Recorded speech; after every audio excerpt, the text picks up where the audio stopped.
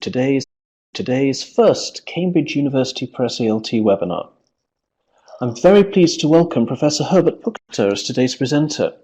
Super Safari author Dr. Herbert Puchter is a full-time writer of coursebooks and other ELT materials and a professional teacher trainer who needs really no introduction. But he's been a plenary speaker at various international conferences, has given seminars and workshops in more than 50 countries. For almost 3 decades, he's researched the practical application of cognitive psychology and brain research in EFL teaching. He's co-authored numerous textbooks and resource books, including, as I mentioned, Super Safari, Superminds, Cambridge English in Power, Multiple Intelligences in EFL, Teaching Grammar Creatively, Imagine That, More, and English in Mind. And if I went through all of them, we'd have no time to actually hear Professor Herbert Puchter speaking. So it's over to you, Herbert. Many thanks, Alistair, for the introduction and for chairing this session. It's always great to work with you, and I'd also like to thank Charlotte and Sarah for joining us from the office in Cambridge and for supporting us. And now, let me wish you all a good morning, a good afternoon, or a good evening, wherever in the world you may be right now. It's great to meet so many of you here in this chat room, and I'd like to welcome you most warmly. Technology, as we know, can be a blessing or a curse. But in this case, I think the fact that there is technology that makes it possible for more than 100 people from all over the world to meet up virtually and talk about important aspects of teaching certainly deserves our applause, especially if it's working, and it seems to be working very well now. All right, so let's have a look at what I hope to cover in the next 50 minutes or so. In the first part, we'll look at answers to a question that is hotly discussed, not only in staff rooms, but among parents too. What's the best age for starting to learn a new language? Is the earlier the better, the right and only answer? Are there other factors, and not just age, that should be considered and are perhaps more important? Or possibly, is it simply better to start learning a new language later in life, when children are, say, in their early teenage years? In the second part, we're looking at 6 key principles of teaching very young learners. They may sound at least partly familiar to you if you participated in my previous webinar on behalf of Cambridge University Press on teaching preschool children. I'd like to refer to those principles here too, albeit very briefly, as I believe they are important in laying out the frame and the understanding that needs to guide the teaching of very young learners. In the third part, we're going to look at examples from Super Safari, our new preschool course, that I've had the pleasure to work on with my 2 co-authors, Gunter Gerngross and Peter Louis Jones. And we'll use these materials to talk about a number of efficient strategies for the classroom. I think it's always important when looking at materials and talking about techniques to keep in mind those key principles of teaching very young learners, though. But let's first of all look at the short poll that we asked you to take part in at the beginning of this session. Thank you very much for stating your opinion about each of them. Let's just look at the example, at the results here. About 95% of all of you agree with statement number 1 that the earlier a child starts learning a new language, the better. The second one claimed that research shows that the best time for learning another language is between ages 2 and 12. And there was almost unanimous agreement. About 98% of you agreed with the statement, while only 2% disagreed with it. Statement number 3 claims that humans are unable to learn a foreign language to native speaker-like standard after the age of puberty. Here we had an agreement rate of 30%, and 70% of you actually, more or less, 70% of you actually disagree with that statement. And statement number 4 is rather similar. It's not absolutely the same, because it talks about the fact that there are examples of people who started learning another language as adults and have acquired native speaker-like pronunciation. And almost 80% of you agree with this statement, while more or less 20% of you disagree with it. Right. So let's look at the first statement in more detail. Folk wisdom has it that the earlier a child starts learning a new language, the better. The belief is based on observation of what happens in natural SLA, second language acquisition contexts. In other words, from situations involving immigrant families. Let's imagine there is a family moving to another country where a language is spoken that is different from their own language. And let's assume we have a family where there's a very young child, maybe a toddler. Let's also assume there are teenagers and that there are parents, maybe the grandparents too. In all likelihood, of course, it is the youngest members of the family that will succeed in adapting perfectly to the new language environment. It doesn't usually take them more than a couple of years to develop near-native or native-like competence in the new language. Teenagers too will actually achieve a very, very good level of the new language, while maybe the adults, the parents, but especially the grandparents, might find it a lot more difficult.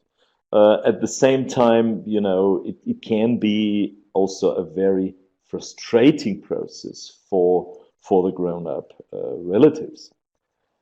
This observation has led to the development of the so-called critical period hypothesis, or CPH.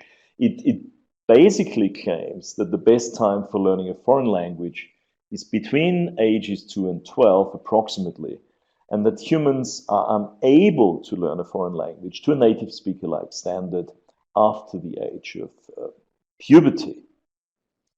Intensive research has been carried out on the critical period hypothesis since it was first introduced quite a few decades ago, actually. And a fairly solid body of articles and books have been written about it. In spite of this, the language teaching practitioner is faced with a dilemma. There is indeed agreement among scholars that age has an influence on language learning. However, there is no agreement on whether a critical period really exists or how age actually influences language learning. Going back to statement number 3 for a moment, statement number 3 from our poll, we can say that even when it comes to pronunciation, things are far more complex than commonly thought. Some researchers do in fact claim that pronunciation is the one area where there is a clear critical period after which students have simply missed their chance to acquire native-like competence. But there is research evidence of exceptions to that. Adults who started to learn a foreign language in an instructional context in upper secondary school or later, so clearly after puberty, and definitely achieved the performance level of native speakers. So those 70% of you who disagree with my statement number 3, you are actually absolutely right, and what you're saying is very much in line with latest research findings. It has to be said too that there are a number of voices against starting early, claiming that there isn't much point in getting very young learners to start learning a second language in school settings. So we're not talking about second language acquisition contexts, we're talking about school settings. I personally don't agree with those voices. I believe that it is possible to create the conditions that turn language learning for under fives into a meaningful and successful activity. This belief is based on teaching I've seen in preschools in many countries around the world. Admittedly, this quality is currently found more often in private preschools or kindergarten language programs than in state educational contexts. But I have come across it in several countries and quite frequently. For example, in Spain, in Turkey, in Russia, China, South Korea, and various countries in Latin and Central America, just to name a few.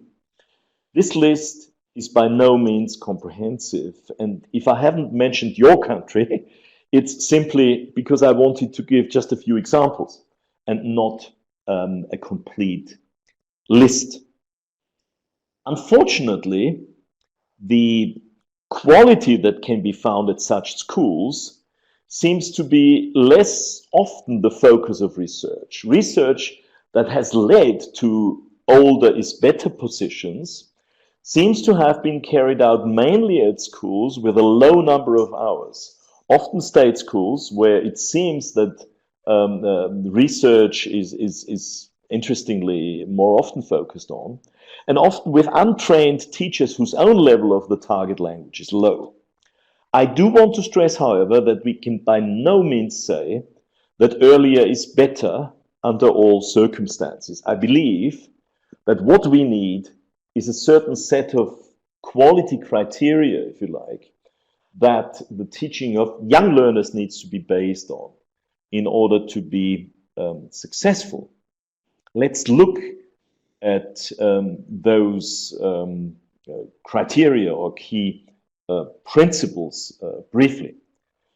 The first one is that, contrary to what some people claim, if a child starts learning a foreign language very early, there are no negative influences on the development of their own language, as far as we can tell.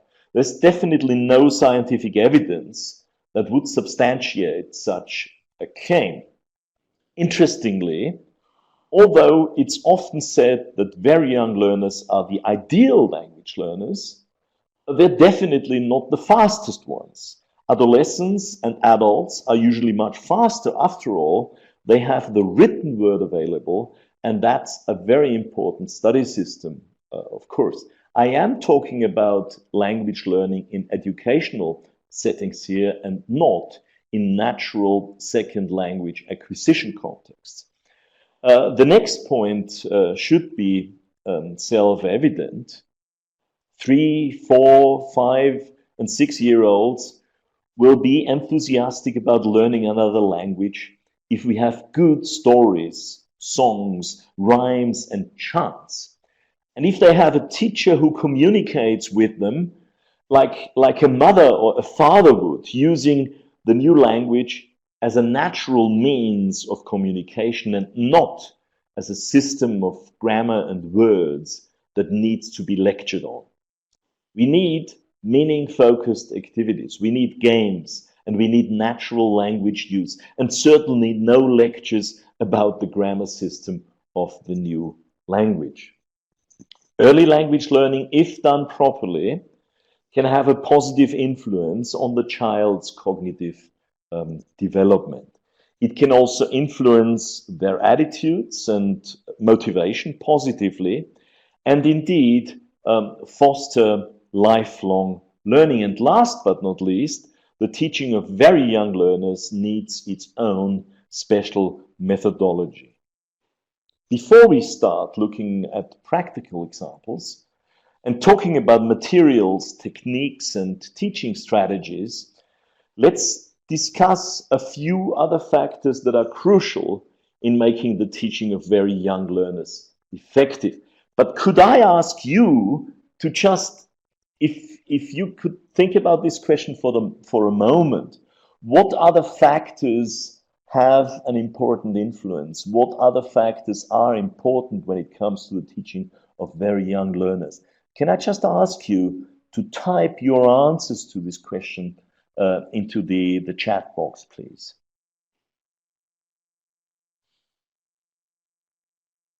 A secure environment, making it enjoyable, absolutely. They should enjoy learning. It should be amusing. A good teacher-learner relationship, play, motivation, TPR, provocative subjects, okay. Certainly, the content needs to be inspiring. Game-like learning, positive reinforcement, be positive, making it fun, positive learning environment. Linda Scott is saying making it fun,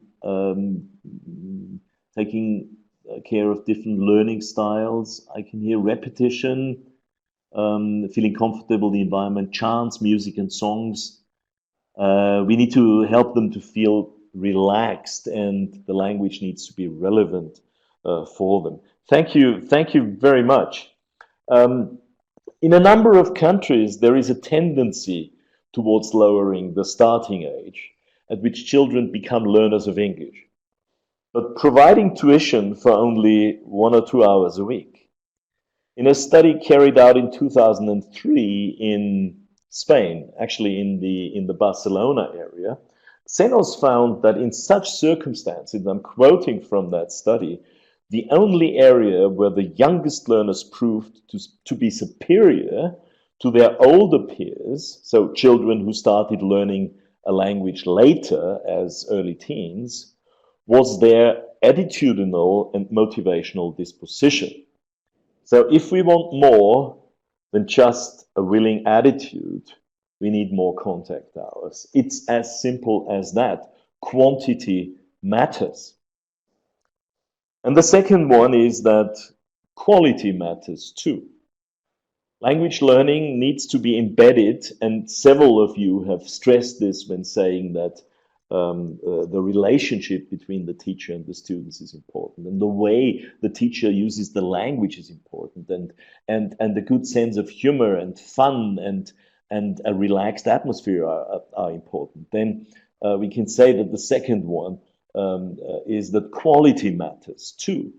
Language learning needs to be embedded in the social context of the classroom, with learning happening through active participation in the classroom culture rather than the language being instilled into the students in a simple input-output process. They're not little parrots who will actually learn to repeat or simply imitate the language that the teacher is presenting to them. In this kind of learning culture, errors are necessary and unavoidable, of course. The teacher needs to accept that and scaffold the children's language development accordingly. As Vygotsky stressed, what a child can do with help today, they will be able to do without help tomorrow. This belief, I think, needs to guide what we do in the classrooms and how we work with very young children. Okay, so here's an overview of what I believe the building blocks of an age-appropriate methodology need to be. Children learn best when several of their senses are active, that is, their visual, their auditory, and their touch, their move, their kinesthetic senses are involved. This is how they learn nursery rhymes and a lot of language in natural contexts. And let's not forget, they learn them, as several of you have stressed, in a supportive and fun atmosphere too. Another important guideline for teaching very young learners successfully. And then, of course, there are all these building blocks, if you like, such as songs, chants, rhymes, stories, games, etc., etc., etc. that help us to teach language in such a way that helps children to learn to interact in the new language and also helps them to develop their thinking skills if we manage to challenge them appropriately. I would now like to show you one unit from Super Safari. This is unit 7 from student book 2. If you look at the first page, you can see that the unit theme is jobs. And what I'll do is give you examples of the content, of the what of the lessons, but mainly discuss the how and give examples of key strategies. Key strategies that, of course, we should be able to actually also use with other materials. I'm using the materials here in order to be able to elaborate on practical examples of strategies. This page here is about some key vocabulary, jobs. We have farmer, police officer, builder, doctor, firefighter, and teacher. The children have, of course, met the characters here already because these characters are recurrent characters. Leo, the lion, on the very left of the screen, is number 1 in the picture, as you can see. Gina, the giraffe, is number 3. Then behind her we can see Polly the parrot. In front of Polly we can see Mike the monkey. The teacher will elicit their names by showing the page to the children or presenting it on a whiteboard if there is one, pointing at an animal, asking, "Who's this?" Apart from the 4 protagonists, we can also see on this page Mike the monkey's mother. She's number 2, dressed up as a policewoman here, and the zebra, who is the teacher. The first strategy I would like to focus on is, for me, one of the most important strategies when it comes to the teaching of very young learners, and that is a multi-sensory strategy of teaching vocabulary. There are many different ways we can choose to do this. So here's just a few examples. Say a word, for example, farmer. You remember we had these words here, and make a typical hand movement. For example, the farmer driving a tractor, or when you say policewoman, using a stop signal as if you were a policeman or policewoman, a firefighter spraying water with a hose, etc. Get the children to repeat the relevant word after you and repeat the movement too. Gradually, you can stop giving them the hand movement, but the children keep making the movement while you only say the word and they keep repeating the word after you. Next, you could give each child a yes card and a no card. Present a flashcard of a job, for example, a farmer, and say, for example, firefighter. The children have to react by holding up the, in this case, no card.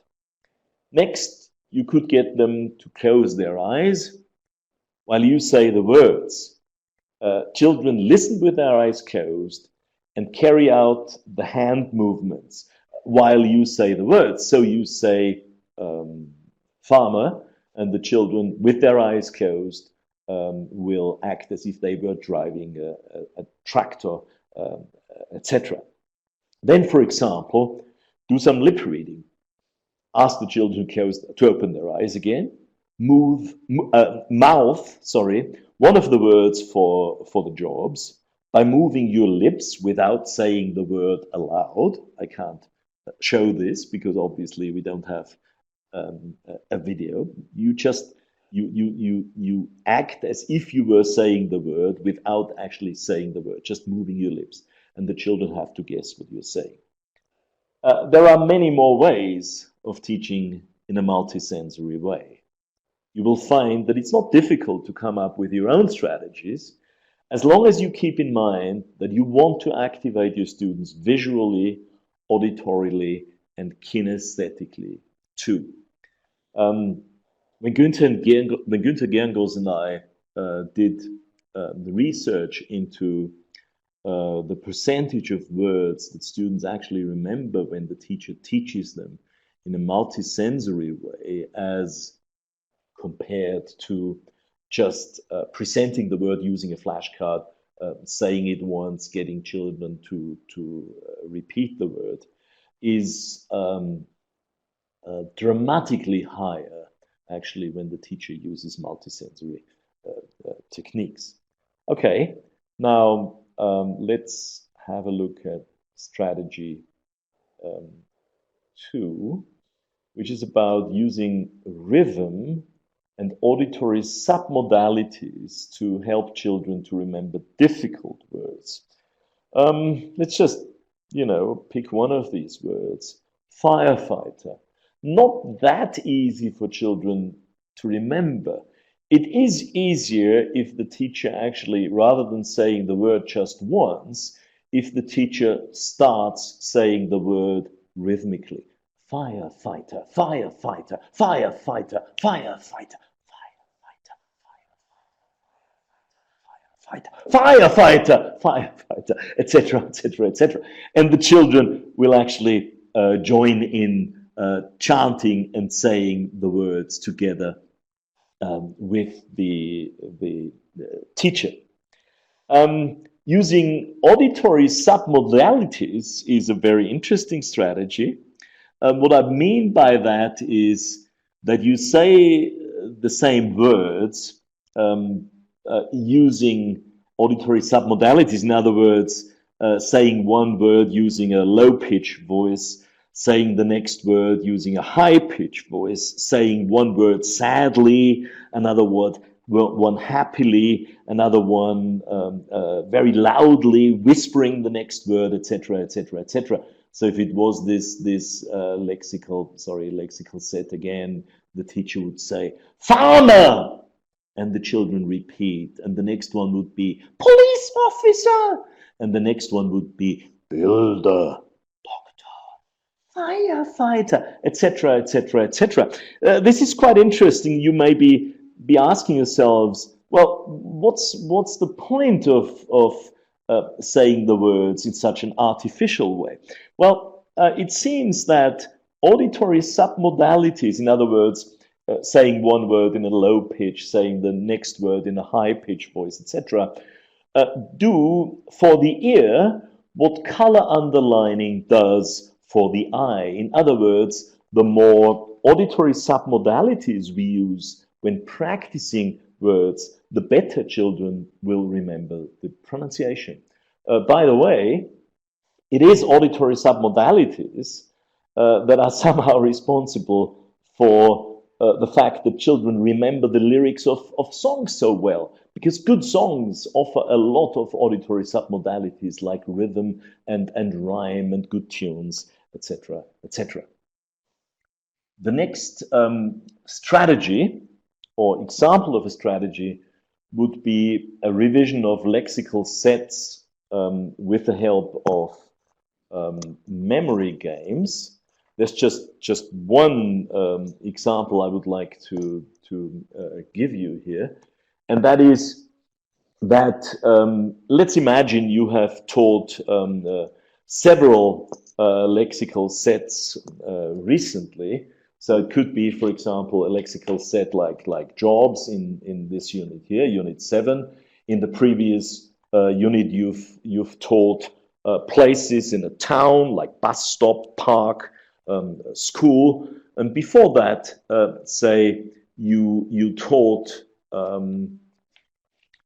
just trying to cheat here and see what Unit 5 in Super Safari is, fruit and vegetables. So the words you have there are potatoes, pineapple, carrots, tomatoes, watermelon, and bananas. So let's imagine you have these you're sitting on the floor, you're sitting with the children in their chairs um, in a circle, and you have these lexical sets there.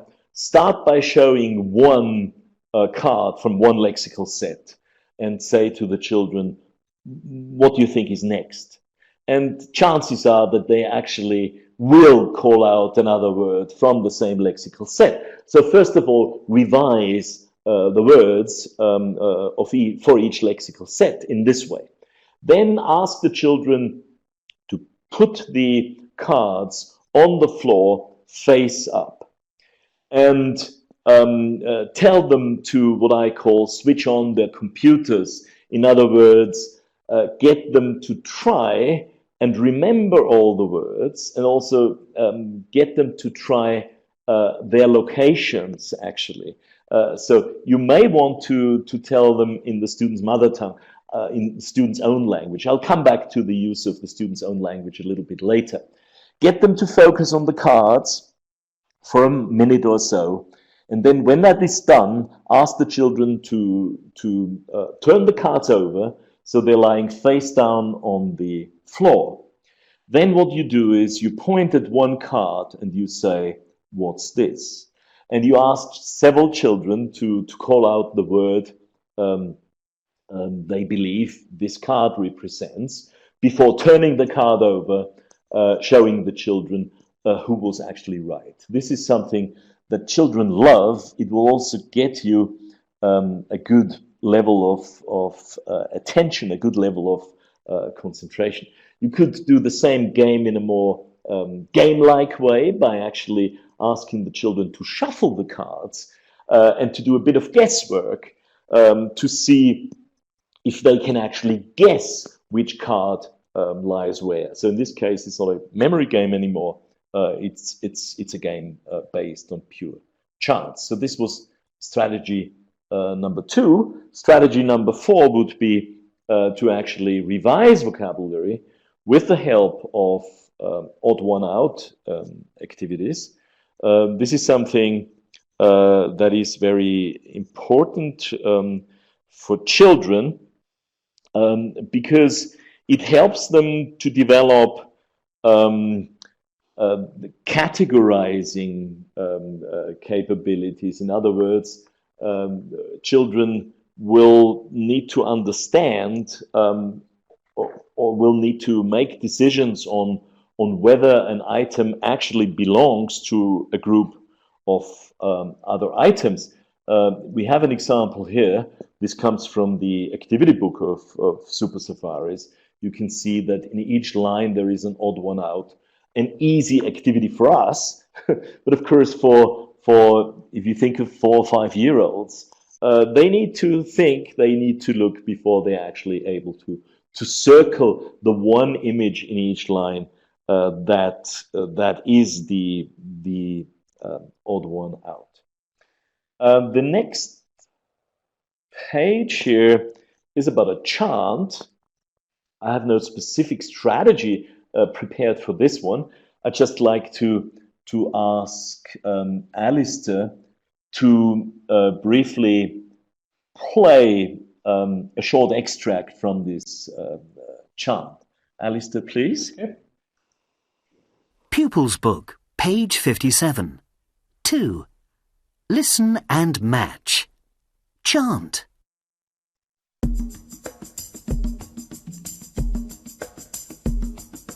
Who's this? Who's this? It's my mum. It's my mum. Who's this? Who's this? It's my dad. It's my dad. My mum's a doctor. My mum's a doctor. My dad's a teacher. My dad's a teacher. Okay, thanks very much, Alistair. I hope you could hear you could all hear the chant. Obviously, we have very important language here. Who's this? My mum's a teacher. My dad's etc., etc. And the rhythm I hope you agree with that, will certainly help children to actually be able to remember those structures well, and will help them to really retain them also in their long-term memory. I can see from the comments in the chat box that you could actually hear the chant well, and Thunder is saying, sounds great, a good one. I've also just read. So thanks very much for your feedback on this. The next page in the book is a TPR activity, but although I'm showing you this page, I would like to stress that the teacher is actually doing this activity with the students in the class first, standing in a circle without having the book open, without using the page, or without getting children to look at the page at all. So in this case, the teacher would say, I'm a farmer, and the teacher uses a typical gesture. For example, if you've used a hand movement of driving a tractor previously when introducing the word farmer, you would use the same gesture now. So the teacher points at herself and says, I'm a farmer, and pretends to be driving a tractor. And then the teacher cups her ear and says, listen. And the children, of course, imitate and do the same thing and often repeat what the teacher says. And the teacher then says, what's that? And the children will repeat that before the teacher says, it's a bull, run. I forgot to say that we need to introduce the word bull beforehand, for example, with the use of a flashcard, with the use of an image. And I'm sure that most of you are familiar with the total physical response. So I just very briefly like to talk about the different stages here. The first one, where the teacher gives instructions, the students imitate the teacher's language, and also imitate the teacher's movements in this phase. In the second phase, the teacher just gives them the instructions, the students carry out the instructions, and last but not least, we have students actually carrying out the instructions in jumbled order. We need to make sure that we only move on to the next stage each time when we have observed that our students are at ease with carrying out the instructions, though. My strategy here would be to gradually go beyond a mere behavioristic kind of learning when we do TPR activities. And we can do that by using what James Asher, who actually created the total physical response, called novel instructions or novel commands, actually. So, for example, in the next lessons, your students have actually learned to carry out the instructions. I'm a farmer, listen. What's that? It's a bull, run. And in the next lesson, you could maybe introduce, I'm a football player, look, what's that? It's a goal, clap your hands. So we keep to the same structure, to the same language structures, but we actually vary the content, and students will actually carry things like that out very, very happily. Or, I'm a shop assistant, look, what's that? It's an ice cream, yummy, etc., etc. Novel instructions, we do need to go beyond a mere behavioristic learning and repeating of language and parroting of language. The next strategy, and this is a strategy that I think is ideal to be used with the total physical response, with TPR, is task listening to check individual children's comprehension. There are various ways of doing that. We can get children to look at images, at pictures. We can get them to listen and point, listen and color, listen and say yes or no, listen and use yes-no cards, very much in the same way or in a similar way as I mentioned this previously. So just one example here. This is from Super Safari, and I've shown you this picture already. So it's after the teacher has done the TPR sequence with the students in class, with the children standing in a circle, doing all those different stages, that they then are encouraged to open the books, look at this page, and the teacher will actually maybe first of all just say the sentences again. They point at the pictures before they listen and color the little circles here. So you can see that the images are not in the same order as the instructions were. Image number 2 here. No, sorry, the images are actually in the same order. I'm sorry, I apologize. But now the children will hear them in different order, and with each statement there will be a color mentioned, and the students have to color the circle accordingly. Alistair, can we have the first bit of this recording, please? Okay, here we go. Pupils Book, page 58. 3. Listen and colour.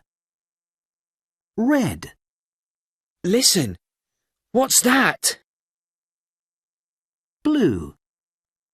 Run! Okay, Green. thank you very much, Alistair. So you can see that this is really assessing children's individual listening comprehension here. They have to listen carefully, they have to find the right picture, and they have to color the respective picture in the appropriate color. Of course, as teachers, we have to use the stop button here. We need to give children a little bit of time. Another suggestion would here to actually tell children that they don't need to really fully color the circle. It's enough if they just make a streak of color, or just mark the circle in the respective color. Otherwise, it would take a bit too long, maybe. We have a little song here, and again, Alistair, I would like to ask you to just play a short extract from it. Thank you. Listen and sing.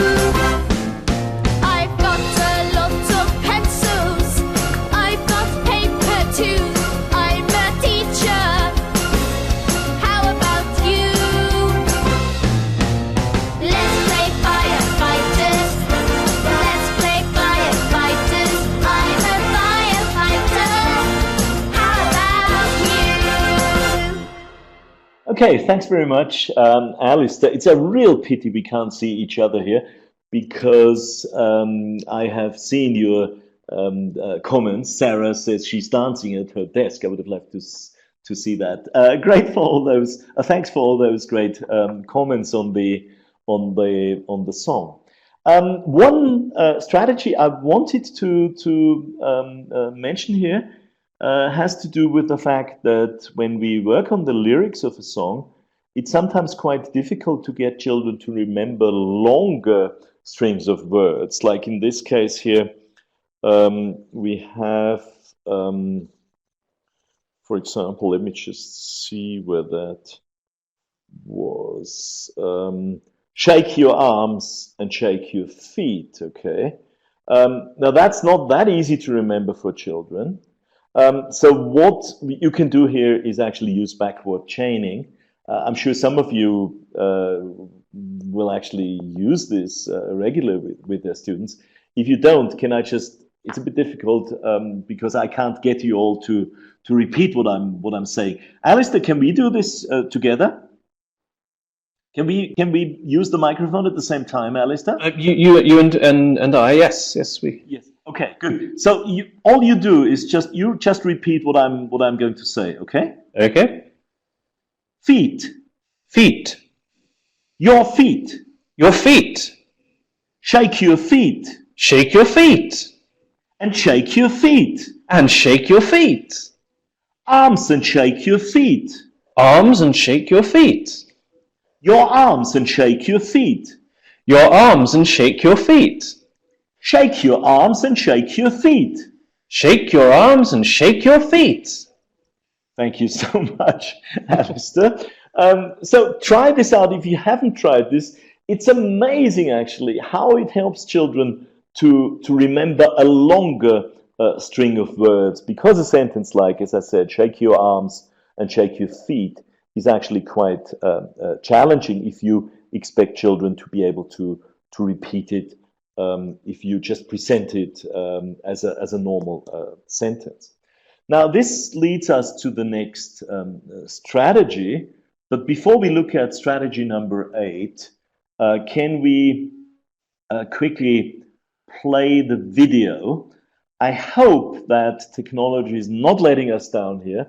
Some of you may see this a little bit later because it takes time to actually buffer the video, I understand. Thank you, Alistair.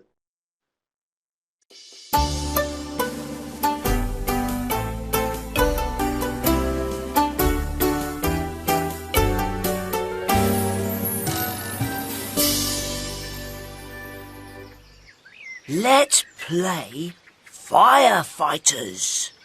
Okay. You're a firefighter. I'm a firefighter. Look! A fire! Let's go! Oh no! Help!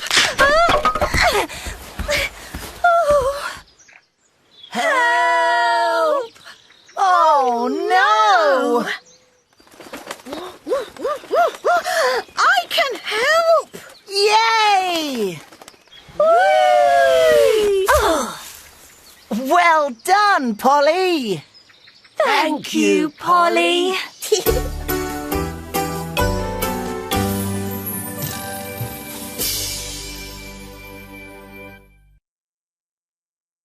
Okay, thanks very much. I hope that all of you, or most of you, could actually see the video. I'm not going to go into how to teach the story because we had a webinar on working with stories with young learners rather recently. If anybody is interested, my colleagues from the Cambridge office can certainly give you the link to that webinar. I'd just like to focus on one thing here. A story like this is actually perfect for working on values with children. Obviously here the value is helping other children or helping other people who are in trouble. Of course, when it comes to the teaching of preschool children, talking about values is something that is not that easy language-wise. In other words, we'll hardly be able to do that using the target language only. Inevitably, we will need to actually use a bit of the students' own language. I mean, let's just have a look at this next slide here. This is the slide. You can see the footnote. It says value, helping others. The children first use stickers from the appendix, and they stick in the giraffe's hat and Leo the lion's boots. But that's not the main point here. The main point here is that we want to get across to our students the key value here. So what we could do is we could play the story again. the children listen and point at the images we showed previously, we could pause after picture 3 and ask what Gina and Leo are saying. And what they're actually saying here is help. Pause after picture 4 again and ask what Polly says. I can help. Ask what Polly actually does to help. She finds a long piece of cloth for Gina and Leo to slide down. Of course, children will not be able to say this in the target language yet. So if you are able to use the children's own language, children will say it in their own language here, and the best way then is to pick up on that and repeat on what they're saying in the target language in English. Then we play the last part of the story. We ask how Gina and Leo feel at the end of the story and what they say to Polly, and what they actually say is well done, thank you. So we could talk about how important it is to help our friends, and we could ask which of the professions in the unit help others. And we have several here. We have police officers, we have doctors, we have firefighters, and we have teachers. So a sandwiching technique, basically, I think is a very important technique. This is a technique I learned from Philip Kerr's book on using the learner's own language. Is a wonderful new book published by Cambridge University Press. Sandwiching is actually that the teacher uses an expression in English and assumes that this expression is probably too difficult for the children, says the expression in the child's own language and repeats it then in the children's in the target language. Just to give you an example, and I'm using German here as a layer of sandwiching in between. So we're saying, for example, the teacher says, and this is a completely different content. So the teacher says, we're going to play a game now. Wir spielen ein Spiel. You're going to play a game now. This is assuming that the student's mother tongue, the student's own language is German actually. It's called Snakes in the Grass. Who wants to be a snake? Wer will die Schlange sein? Who wants to be a snake? Petra, okay, come here, etc., etc. You see what I mean? So it's sandwiching a bit of the student's own language in between two sentences of English, helping students to understand, but at the same time also giving them input in the target language, giving them input in English. We need to come to the end here. I'm not going to go into the last few slides here, just very, very briefly. We've been looking at the best age for learning another language, 6 key principles of teaching pre-primary children, and we have managed to look at 8 strategies, and here are the 8 strategies. Thank you very much for listening, for taking part, for joining us, and now over to Alistair. Thank you very much, Herbert. I think actually, let's go back to that previous slide for a moment. We'll just so that everyone's got those 8 strategies there for the people who are note-taking. We can move back to that other one. Thank you very much for that. That's a very, very lively, engaging and enjoyable session. And certainly I was very pleased to be able to join in the chant and the backwards. You did that so well, Alistair. It was very, very enjoyable and most unexpected. So, just to go through some of the questions that we've got so far. Question from Isabel Gonzalez Bueno, who asked about the critical period hypothesis with regard to when one should learn a language, relating to what you were talking about towards the start of the webinar. Okay, that is a very interesting question, and I've tried to briefly summarize what the research actually says.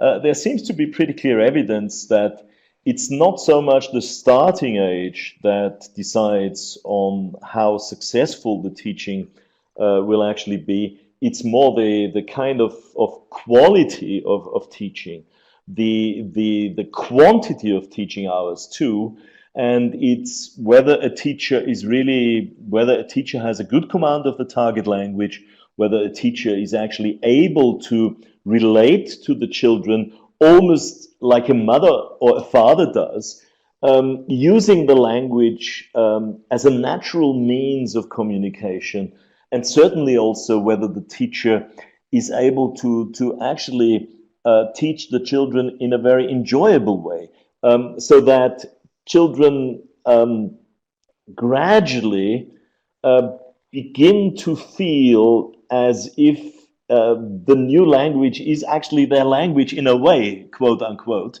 This will happen successfully when students learn to express themselves in the target language, and when they don't think about language but actually move in the language and sing the language and dance the language and play in and with the language. Okay, thanks. Question from Yunok Byun, who asks why backwards chaining rather than the other way around? Yeah, this is a very interesting question. And I have actually asked James Zoll, the famous neurobiologist, about this. And he says, well, I can't give you an answer. It seems that backward chaining works better, but we really don't know why.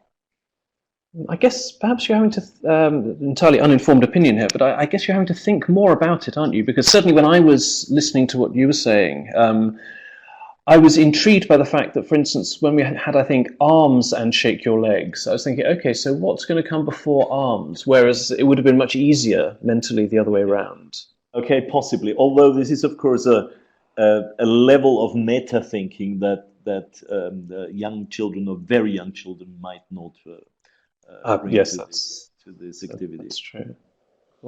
A question from Christine Sutro-Chandley, who asks for your thoughts on using puppets as part of these strategies. Yeah, thank you very much, Christine, for this suggestion. I think children love puppets. I think puppets are an ideal means of actually making the language come to life in the classroom.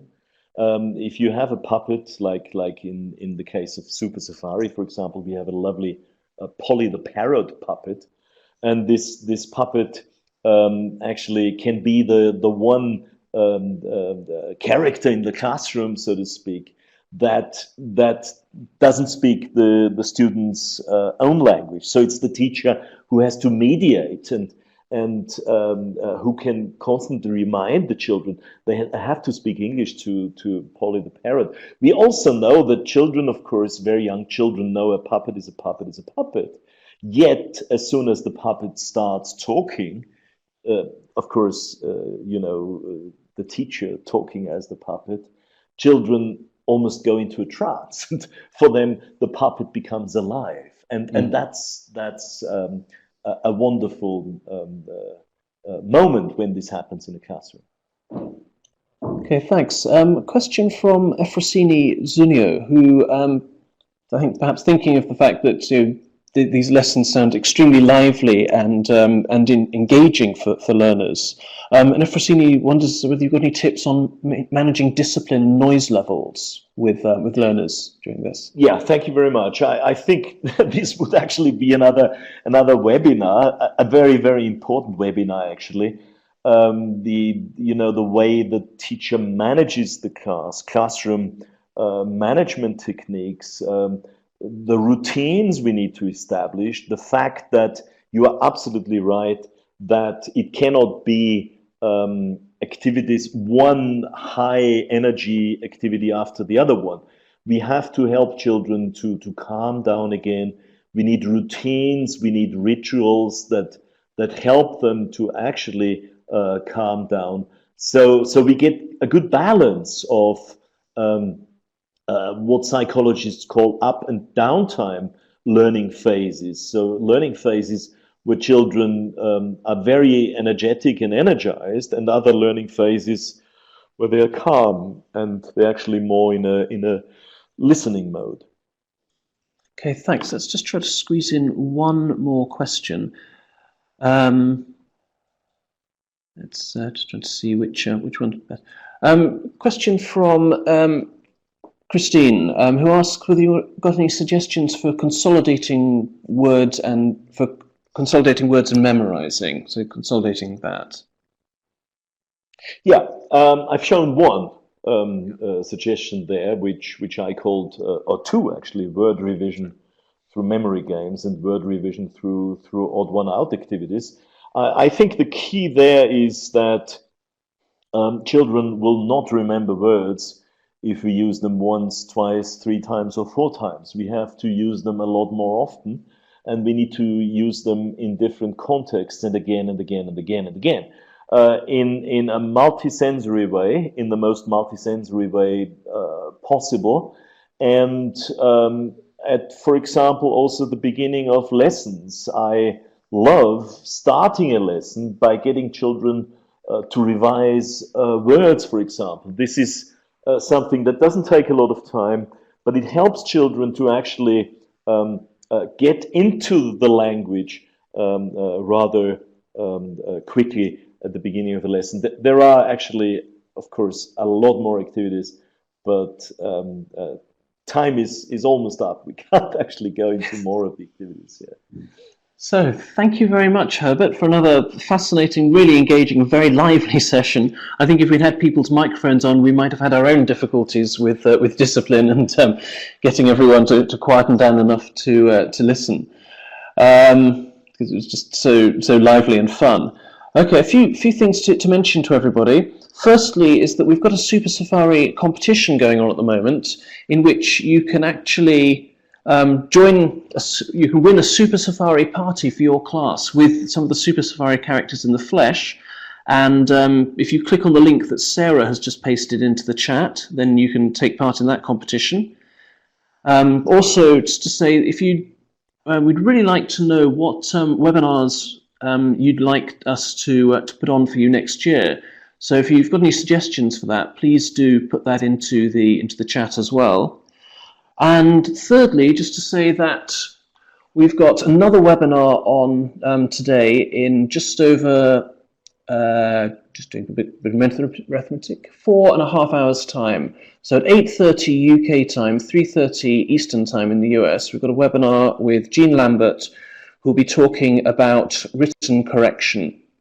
So that should be very useful. You can still sign up for that on the ELT events page that my colleague is going to paste into the chat right now. And we've got a Google Hangout on Thursday with our dictionaries and corpus teams. And we've got a webinar next week on using tablets and ebooks. You can sign up for all those at the ELT events page that Sarah's just pasted into the chat. The recording of today's webinar will be live on our blog from Friday, and an emailed certificate of attendance will be sent to you on Tuesday next week. So thank you very much, everyone, for attending. Thanks to my wonderful team of Charlotte, Justina, Sarah, and Caitlin behind the scenes, answering questions and live tweeting. And thank you most of all to Herbert for another really enjoyable, fascinating session. Thanks very much. My pleasure. Thanks very much. And thank you all for joining us. Okay, thanks.